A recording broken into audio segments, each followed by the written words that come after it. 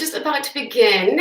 We're just gonna wait a few minutes here and wait for people to come online with us and hopefully join us for a really renewing time and uplifting time and an empowering time. It's my greatest hope that you all can take something away from what I have to share today. Just shout out from where you guys are YouTube living in from. Let's see where we all are coming from. Let's see. We got some from Colorado, from Alabama, from the Netherlands. Awesome, so awesome. If you guys will, I was thinking about this earlier. I know that Eric Whitacre's music has made a special impact in our lives at some point, and I think we all remember that first Eric Whitacre piece that we did, or a specific line about it. In the comments over there, the chat, put your first Eric Whitacre piece that you ever did, or that sticks in your mind. Mine was When David Heard, and that is definitely a song that will live within me forever. I remember my fellow mezzo-sopranos, we shook our fists at that song several times, but it really taught me a lot about my voice and about the beauty of contemporary music and the genre of choral music. Let's see. Ooh, yes, good. Fly, Good Night Moon. Oh, yeah. Seal Lullaby. Oh, that is a good one. A lot of my students, which I get to have the privilege of teaching, they and their choirs can frequently do Eric Whitacre pieces at least once a year. And so it's always so exciting to see them, have their first moment with one of his pieces, and how life-changing it really is for them as well. Eric Whitacre's music truly does something to your soul. It really stirs it. It really settles itself within who you are, always kind of being a soundtrack for your life. So let's see, what's everybody else got? Oh, this is your first Eric Whitacre choir. Well, welcome. I know that everybody a part of this project is so honored to have every single one of you be a part of this. And I'm really happy that you're here and you chose here to be with me today. Let's see. Oh, your choir is supposed to do sleep. Okay, well, it's just on hold. Okay, you can still enjoy it, can still love it. There are so many good, and I love that there's such a diversity of what you all love. That just shows how every piece of music speaks to every single person differently. So really awesome. Don't mind me, I'm gonna be checking my phone periodically here. I'm gonna be getting some messages and stuff. I know you guys will be asking questions that I'm gonna try and address as well. I wanna, get as much information to all of you as possible in a short amount of time. I could talk about singing with imperfect lungs for days and days and days, but I know you all have things to do and things to sing, so and put those things kind of into practice. So let's see, what else are you guys talking about? Yeah, sleep, lots of sleep. Yeah. Oh, this is your first time too. Awesome. Welcome. How many of you that are watching have been a part of one of his virtual choirs in the past? Whether it's this is your first, or have you been a part of 2 other ones, and which one was your first one? Ooh, the UK is calling in. Never been a part. Well, now's the time. First one. Oh, I love that. I love that there's so many people feeling inspired to be a part of a project like this. I don't think there's a better time for what we're doing, and it can't be done without each of you. So let's see. We're gonna wait just a few more minutes here as people get connected. Let's see. Seal Lullaby. Yeah.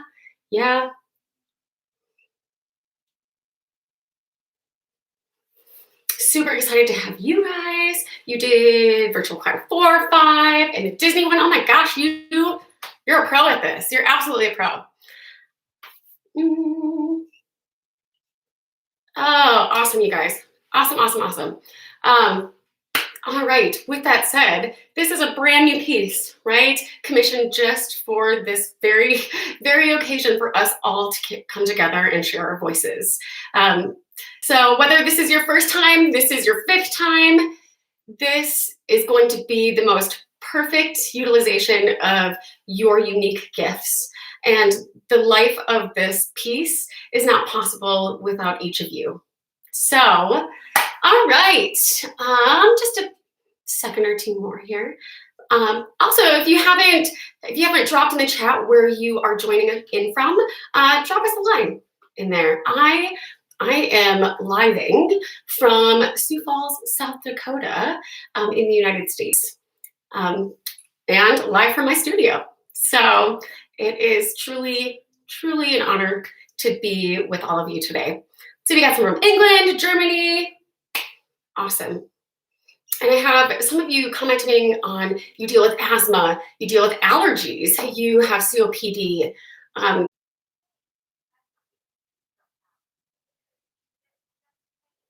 No, it has not.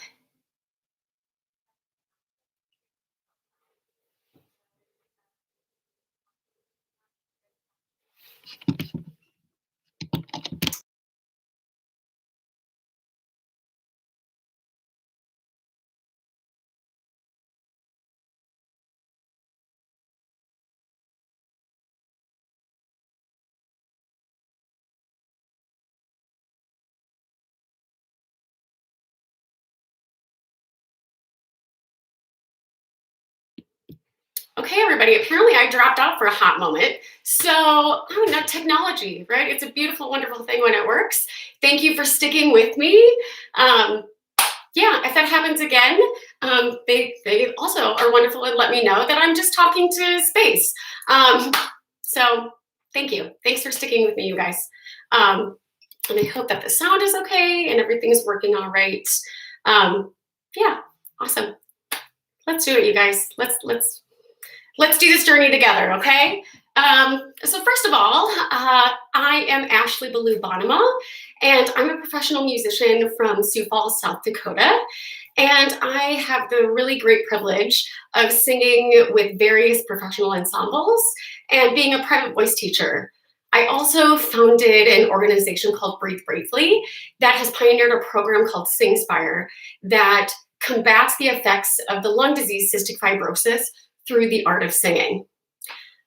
So I'm also an adult living with cystic fibrosis, which is a progressive genetic multi-organ disease that causes a thick, sticky mucus in my body, and which leads to compromising my respiratory system with chronic infections, scarring, and just ultimately leads to respiratory decline and drop of lung function.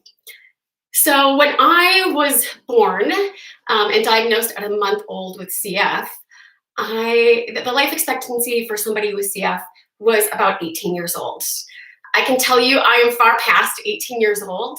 And the reason I tell you this is because not only do I think that, my care team and the advancements in medical therapies and medication have really attributed to my health, but also I truly think that singing has made a huge difference in my life, not only mentally and emotionally, but also physically. And so I truly hope that today I can share my experience living with compromised lungs and my experience as a professional singer with you, and how I approach singing and, having my breath and my body work for me instead of against me. So I live with about 50% lung function. That's kind of my baseline, kind of where I sit. And so I am here to tell you also, it does not matter if you have 100% lung function, if you have 70% lung function, if you have 30, if you have 20, it's not about the air, the amount. It is about what you do with that air you do have, okay? We all in agreement of that? Yay! Okay, so I originally wasn't going to start with this, but I got a list of some of your comments and your questions already before our live today. And so I wanted to address some of those already, just kind of diving right in. Breathing. Breathing is the foundation of life, but it also is the very foundation of singing as well. And it's so important that we really strengthen that respiratory system. It is made up of so many muscles that can work for us or against us. So really taking that time to build that strength in our diaphragm, in our intercostal muscles, will give us a greater sense of control over our voice rather than our voice feeling like it's in control of us. So I want to give you a few exercises that I use within my SingSpire program with individuals with cystic fibrosis. And I can tell you, after the 10 weeks of the program, our students, the number one thing they say that they take away and that has been most beneficial to them is not only learning how to sing, but is truly the breath exercises. And regardless if you're, suffering from COPD, asthma, or are just getting over COVID-19, or CF, or any other type of compromising lung condition, breath exercises are the way to go, okay? They're gonna give you greater stability, they're gonna give you greater consistency, and that's what we're truly looking for in singing, is consistency. And that is born of your breath, okay? And there's such a great freedom when we allow our breath to just do the work for us, and that we can feel singing rather than trying to control what we wanna sound like. We just let ourselves sing, okay? So here are a few breath cycles, specifically is what I call them. I'm gonna give you some examples that you can take throughout your week. And again, the great thing is all of these are conducive to what your needs are at this very moment. So we constantly wanna be challenging ourselves, but at the same time, it's building that endurance, right? So first one, standard breath cycle, okay? So you're gonna breathe in for 6 through your nose, and then you're gonna hiss, okay? We're gonna do 12, and you might have lots of air left over. You might be at the end, or you might run out, but it's a good place for us to start right now, okay? So I really want you to feel how that hiss stays nice and consistent and engaged under here. When you're taking that breath in, be really mindful and intentional about how your rib cage is expanding, how your diaphragm is descending. Remember, that's where your power is. We don't pour air into our body and then that is an effect. No. I want you to think about how your rib cage expands, your diaphragm descends, and it pulls that air into your body. Here's the cause, here's the effect, okay? So in for 6, for 12, okay? Let's do it together. Push your air out, and in, 2, 3, 4, 5, 6, out, 2, 5, 6, 7, 8, 9, 10, 11, 12. Yeah, let's do it one more time, okay? Push your air out. And in, 2, 3, 4, 5, 6, out. 2, 3, 4, 5, 6, 7, 8, 9, 10, 11, 12. Yeah, good job, you guys. And honestly, if you do that just a few times a day, it really allows you to have some introspection into yourself and some awareness of really how your breath is working for you, and to keep that consistency and how this is reacting underneath you. So you do it for a week, just a few times a day, once a day, will go a long ways. And when you get to the end of the week, that will be so much easier. And then you know what you do? You do in for 6, out for 12, in for 6, out for 12. So you do multiple in a row. You're building that stamina, you're building that endurance. If you were gonna go run a marathon, you wouldn't wake up and run out the door and run 26 miles. You would start with a few miles and a few miles. I'm not a runner, so I don't really know that, but that's my assumption. So I know some of you are probably runners. So yeah, do that a few times a week, every day. And when you get to next week, that 6 and that 12 will be so easy, and you won't remember how hard it was a week ago. And then you up it to 16. Another way that you can continue to challenge yourself with that is by taking different size straws. So this one is a smoothie straw, nice and big. This one's about your standard straw. And there's also the tiny little stir stick straw. okay? And the idea is when you take a breath in for 6, when you blow out, your hand is gonna be at the bottom, and you're gonna feel the consistency of that air underneath you, and keeping that just streamlined. It takes the focus off what's being controlled or tight here, and it's putting all of that thought into that support down here. So again, thinking about doing some different straw exercises like this. The straw will come back in just a little bit. So yeah, I hope that those are helpful to you. Again, it's all about that strength. The more that we can build that respiratory strength, the more you're going to see that your voice has more flexibility to it, it has more stamina, and your lungs will be working for you, regardless if that means you need to take a breath, every measure, every 2 measures, every 4 measures, regardless of what your lungs reflect, okay? All right, so again, I just want to check this quick, make sure I get any messages from Meg. All right, let's move on, you guys. Let's dive into this magnificent piece that we are all doing together. And most of all, gently sing. It seems so appropriate that that's the name of this piece. So I'm going to give you a few different steps of how I approach music in general. So if I'm singing with either this ensemble or a different ensemble that I sing a part of, I always have the same approach. And it's conducive to how I need to really find a roadmap for myself and what's going to be best for my breath, my lung function, and what is going to serve my voice best. So step number 1, everybody, when I get a new piece of music and I'm really just starting to understand the line of it, the melody, the theme within it, I do it a few different ways. So the first way is I always do a lip buzz. So that lovely lip buzz, yeah, or lip trill if you call it that way. If you can't buzz your lips, I recommend also doing a rolled R. I can't do a rolled R. I'm really jealous of all of you that can. But again, rolled R if you can do it. Lip buzz, because lip buzzing is one of the best tools for us as singers because it forces our diaphragm to really support that airflow. Also keeps this really, really loose. And in order for our lips to buzz, we have to have that consistent airflow. Back to consistency again, right? That's what we're talking about. So I just want to start the piece and just kind of give you a little feel, okay? And I'm going to be doing the soprano line. Yay to all my sopranos out there. I love all your parts, but sopranos are my girls. So here we go. Nice, just little lip buzz.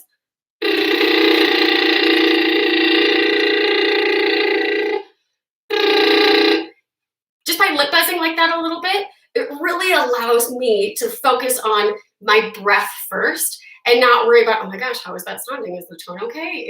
Am I singing the right note? It's all about the breath. It's getting that integrated into your body.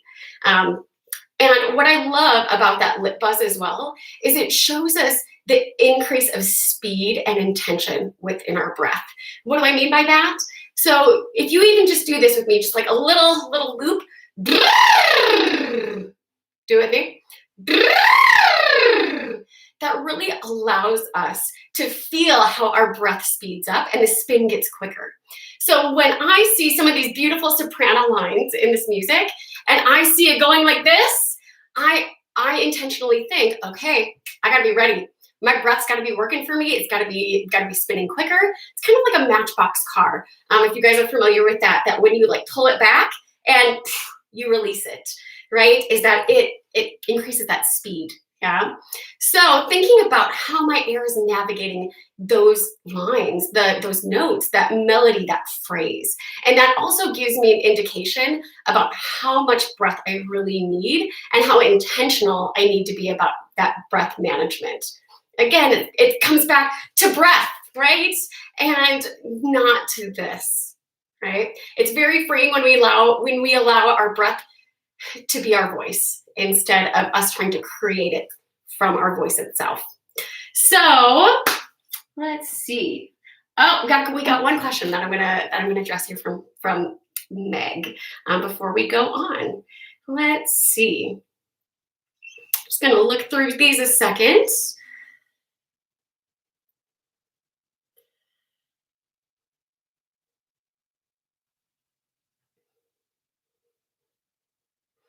You guys are all dealing with so many things out there and so many variations of lung conditions.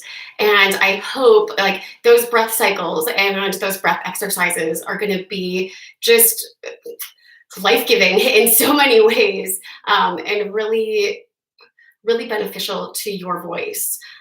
So if I can hone one thing home today, it's really going to be just allowing yourself to be a part of that journey, to find that renewed strength. I know that you can ask any and all singers, regardless of their lung situation, that they have to find their breath every single day. And we are constantly working on breathing as singers, regardless if we've been singing, 5 minutes or 5 years or 50 years. It's always about that breath.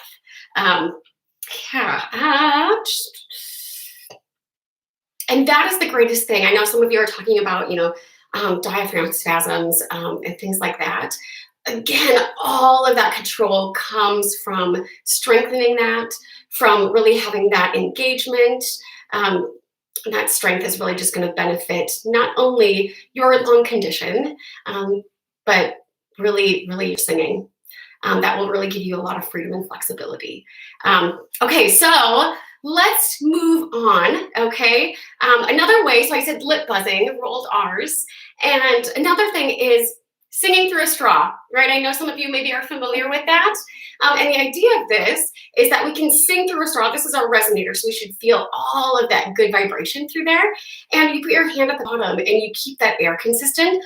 It's, again, you're not thinking about your voice, right, and creating notes. What you're doing is you're really just focusing on that support underneath you, really allowing that continuous, consistent movement and allowing your ab muscles to work for you. Singing is a workout. Allow it to be, okay? So, again, example.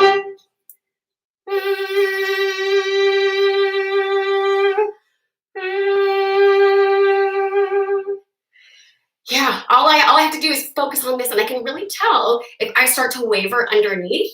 Even doing that, using music as a tool for you to build better strength is not only going to feed your soul, but it's also going to help with your physical health. So allow it to be that tool for you in your life. Okay. So again, this really allows me to see, okay, here's this entire phrase that I'm supposed to sing in one breath, or theoretically would need to sing in one breath. I know I can't make it, but this really allows you to focus that air and see, okay, where am I going to have to start navigating and taking that extra breath within there? Oh, so yeah. Awesome. So let's do a little bit more. When we go on to like a different part, that's really nice for us at the beginning, especially for sopranos. We have that same sustained G. But if we go on to the second page where sopranos do this part, may our singing be music. And whoa, that's a moving line. I really have to be thoughtful about how my breath is speeding up. I'll do that for you. And I'm going to focus solely on how it feels on my hand and keeping that consistent, okay?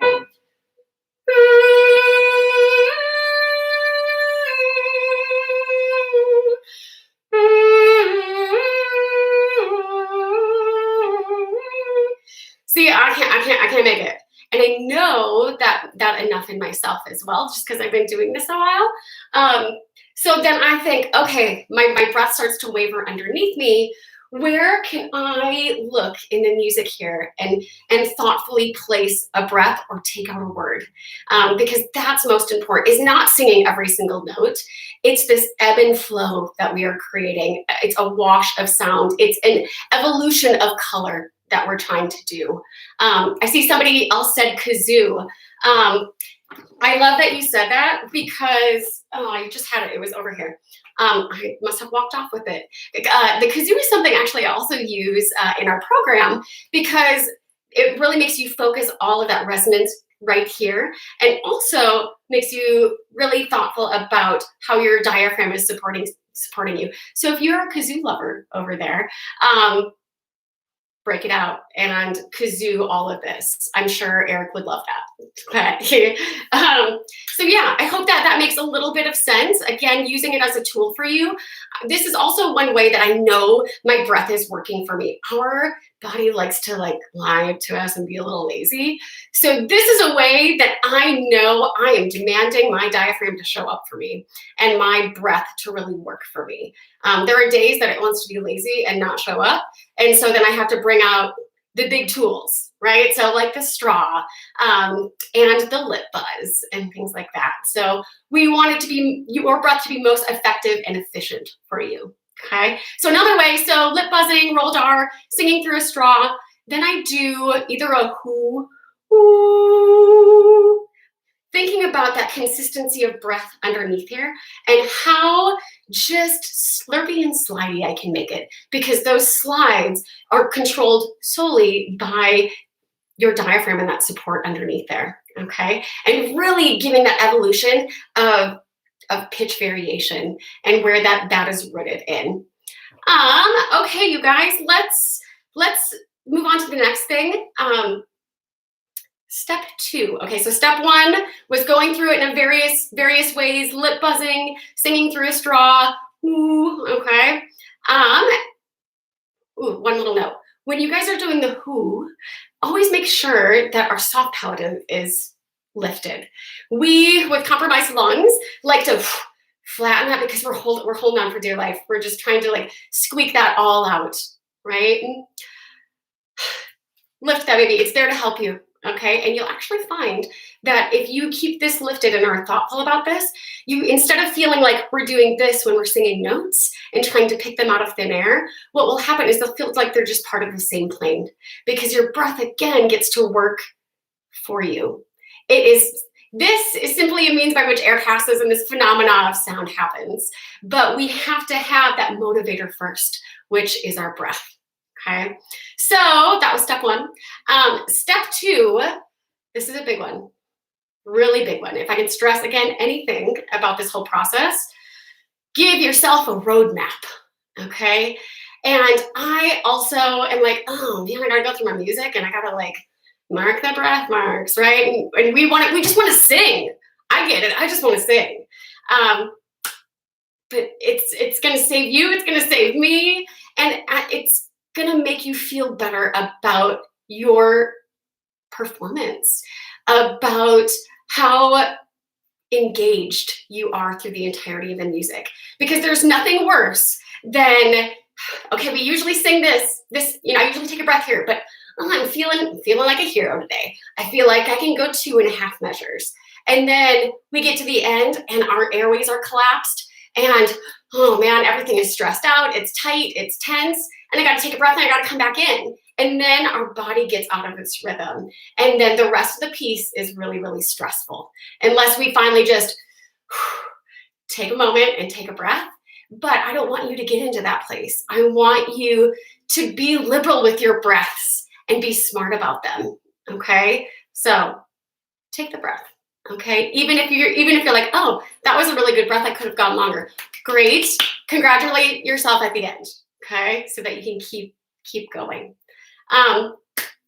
With that said, it's very similar to a marathon, right? A piece is a marathon of its own. And you may have how many different runners running that marathon, but some people take twice as many steps, but they still get to the finish line. And that is the only thing that is of importance, is that we are running this marathon together and that we are getting to the finish line. Yeah, okay.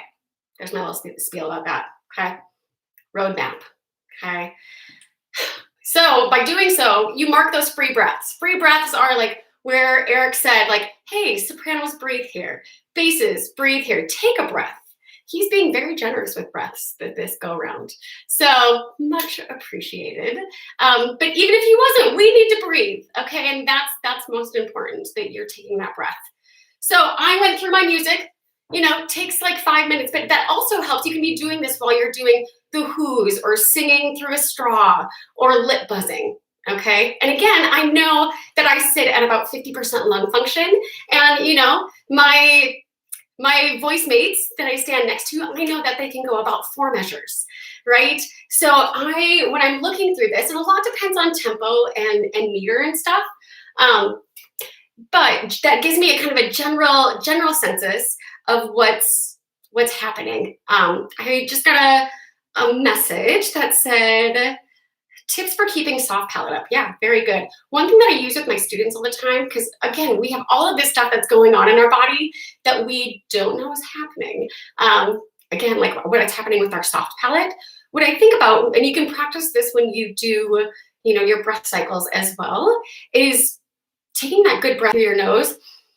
You feel some expanse up here, but that necessarily isn't going to lift your soft palate, right? One thing that I do that you can really feel that space is, some teachers talk about, that yawn, that stretch in the back of your mouth there. One thing that I do that can really kind of feel that effect is if like somebody popped out and scared you. So if I did like a tiny little gasp, right? Don't let it be real guttural, but more air. So it'd be like, and I can feel where that space would be in the back of my mouth. And it just brings consciousness to it. And that consciousness allows you to have that intention behind it. So yeah, good. I hope that little tip is helpful. Again, I'm hoping to give you all these little tools to put in your tool bag that you can use throughout your days. If one works one day, doesn't work the next, go back to the tool bag and really grab another one, okay? So again, roadmap, mark your roadmap. I hope that all of you today, if you have not done so, mark those breaths in there. And what I want to help you with as well is where I put my breaths and why, and how then I shape those phrases, right? Okay, so step 3, that leads us into, excuse me, step 3, which is gentle onsets and open releases. I know that sounds so fancy, right? Gentle onsets, so how we come into a phrase, and open releases, how we let go of them, right? And so what we don't want to happen is that we're singing, guillotines those notes in that phrase, right? And cut off, and then we come back in. I kind of equate it to like skipping stones on a lake. What we want to happen is that we like skim the top, right, of that water.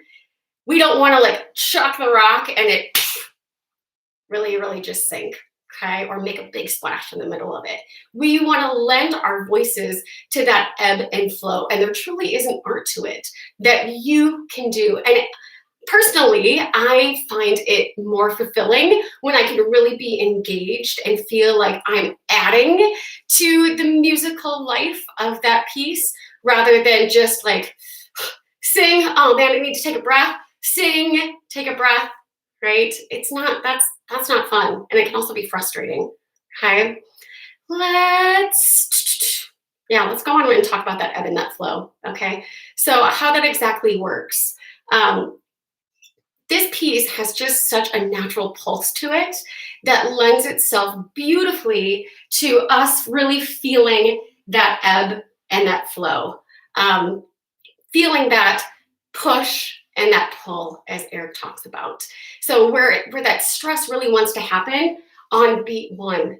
So I feel like I always need to be anticipating that extra weight in that beat 1, that if I need to take a breath, it's going to be before there, so I can really help set that push intention, okay? So, meaning, there are a few different ways to do this, and I want to give you some examples, okay? So I don't know if you all have your scores with you, but I'm going to look at the soprano line again, okay? And the altos, my girls, the altos there, right from the beginning. You might be able to do, may we sing together, right? You might be able to do all that as one, but you know what? Maybe you can't, and that's okay. So what you would want to do, you're anticipating that strong beat, right? So taking a breath, allowing yourself to really phase out and phase back in, okay? May we sing together, right? And if you're like me, my airways are really, really inflamed. And so it's hard for me to take in a lot of breath at once. So I have to have a little extra buffer of time in there to really fill my tank. And so that means sometimes I have to take out words. So like the next phrase, may our voice be soft. I I had to take out B. Because what's most important to me is that I really feel strong on the next page, starting to gain that energy as we go into the piece. So again, it's not, do I wish I could sing that whole phrase? Yeah, I do. But I would rather sing it artistically and musically and really feel like I'm lending myself to the entirety of what we're creating in the life of it than get stuck in the middle of my breath and just be upset about it, right? Let your breath be what it needs to be. So with that said, when we do May Our Voice, being careful about those diphthongs in there, right?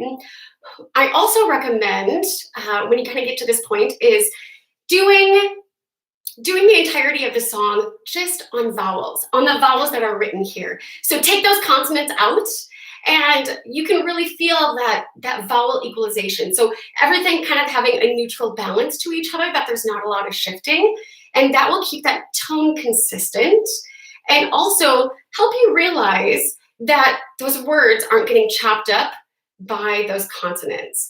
And therefore, if we have to end a word, early, that it doesn't get chopped off by those consonants or doesn't start too soon with consonants, that we're just, again, we're adding to the billowing of this piece, to the life. So, for example, on May Our Voice, I have to leave the s off and stay on the bo so that it just is let out into the world. Okay, so may our voice soft,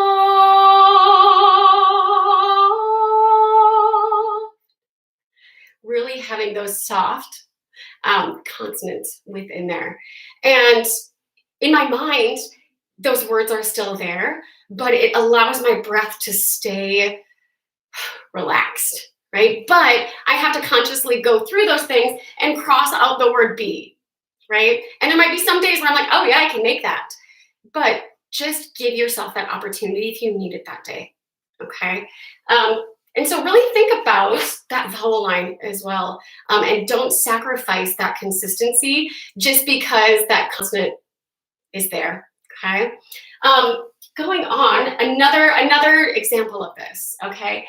Soprano line, the may our singing be music for others, and may it keep others aloft. Again, thinking ahead, releasing that open vowel, and then, coming back in on that onset that's gentle, but also that vowel sound.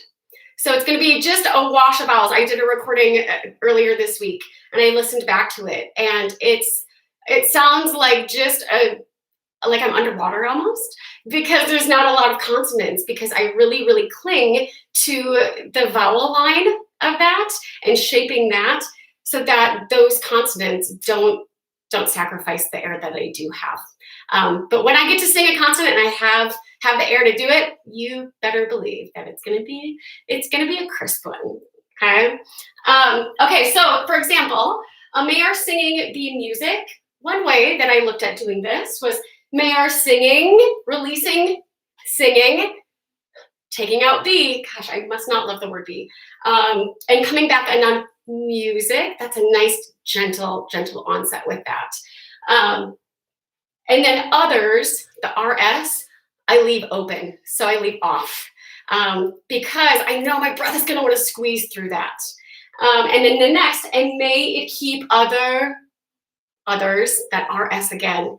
And I took out so that I can really gently put that L on the downbeat of that next measure. Again, that ebb and that flow of that music. So, for example, somebody asked, does it really matter if you stand or you sit?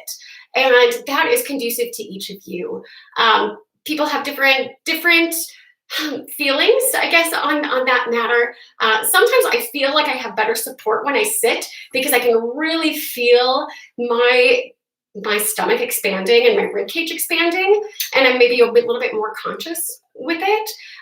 But sometimes if I'm singing and I'm singing away up there, I gotta stand. right? And so it just kind of depends. Find what works for you and what you feel more stable with, okay? And sometimes when we have compromised lung function, if we're removing a lot of air, we're removing a lot of oxygen, right? And sometimes that can make us feel a little lightheaded. So just be really, really aware of that, okay? And just, you are your biggest advocate and you know what's best for you, okay? All right, so I'm gonna do Mayor singing, okay? Really think about the continuity of those vowels, that vowel equalization, the neutral vowels, and where I'm leaving things off, okay? So let me get in the music here. Mayor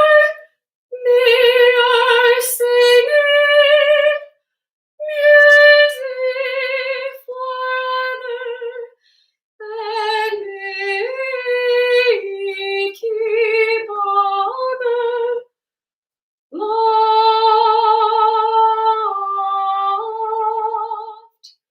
Okay, you get the idea. Yeah, so again, just finding what works best for you, that you really feel like you can lend your voice to that ultimate pulse. Okay. Let's see. The breath that you take in. So again, if you take out a word, the idea is the breath that you take in has to mimic the sentiment and the quality in which you want to give to that note. So if we take a little catch breath, right, it has a tendency, especially if you have some lung issues, that it's going to just add that extra tension. Yeah, and so we don't want to carry that tension into the beginning of that next phrase just to sing it, just to sing, right? No, we're making music. We are fueling music, and each of you is so important to the creation of that. Yeah, let me see if we have any more questions. I think I've kind of covered everything. So going through the steps again, first of all, breath exercises all day, okay? Lots of vocal slides, those things. Step 1, lip buzzing, singing through a straw, the who. You can also put in that category, doing everything on vowel sounds. And then step 2, give yourself a roadmap. If you need to take words out, take words out. Right? By doing the previous step, that really kind of gives you an idea of what your breath is capable of doing. Okay? Roadmap. Also, remember, just breathe where you need to breathe. Okay? Step 3, those gentle onsets, open releases, that art of creating a phrase, even if we can't sing the phrase in its entirety. Okay? Make it your phrase. James Lawler, can you give some advice on combating tongue and throat tension? Yes, one thing to work on with that. I used to have a teacher down in Kansas City that I love dearly, and she would address this all the time. This is going to be silly, but be brave. Okay, one way is to stick your tongue out, right? Because we want to get the back of that tongue away from the back of our throat, okay? And it's going to really force this to do the work for you. Another way is to do that straw, right? But I'm going to go back to the beginning of this piece, and okay, your tongue doesn't have to be like completely hanging out, but feel like it has to be glued to your chin. So if you're doing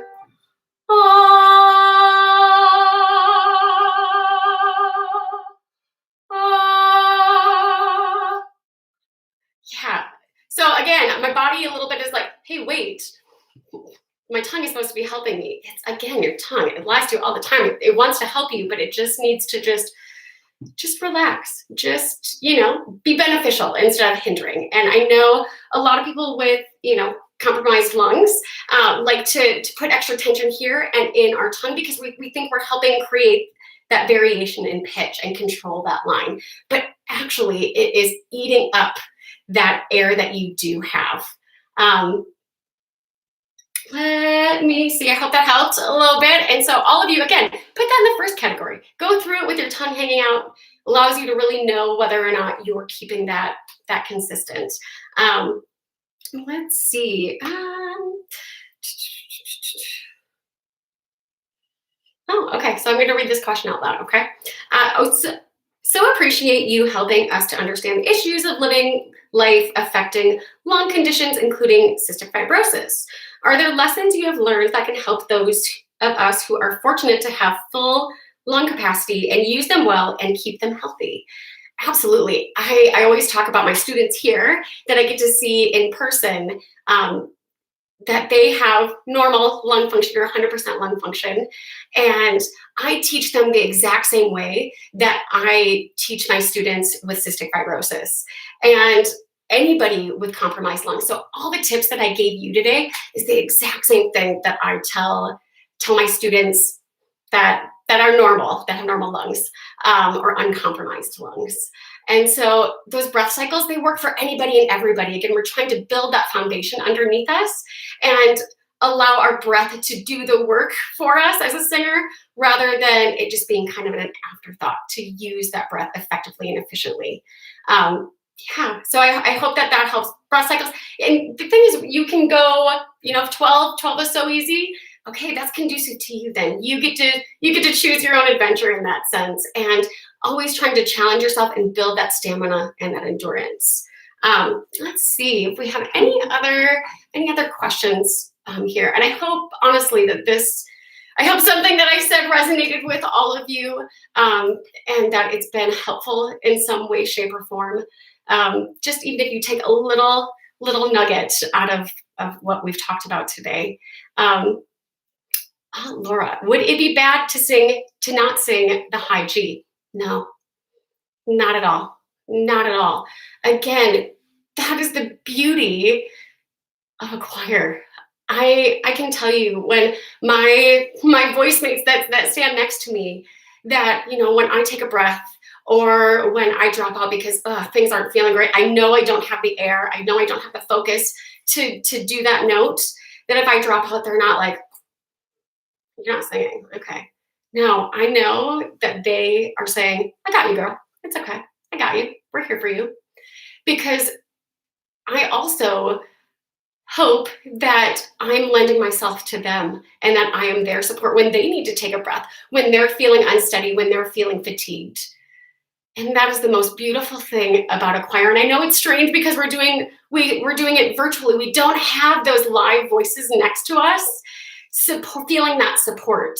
So I want you to trust that those voices are there. And even though you may be alone on your screen, that you aren't alone. And it's our voices truly coming together that makes the most beautiful music. And that isn't possible without your voice. Okay, any other questions? Sometimes it's moving so fast, I can't keep up.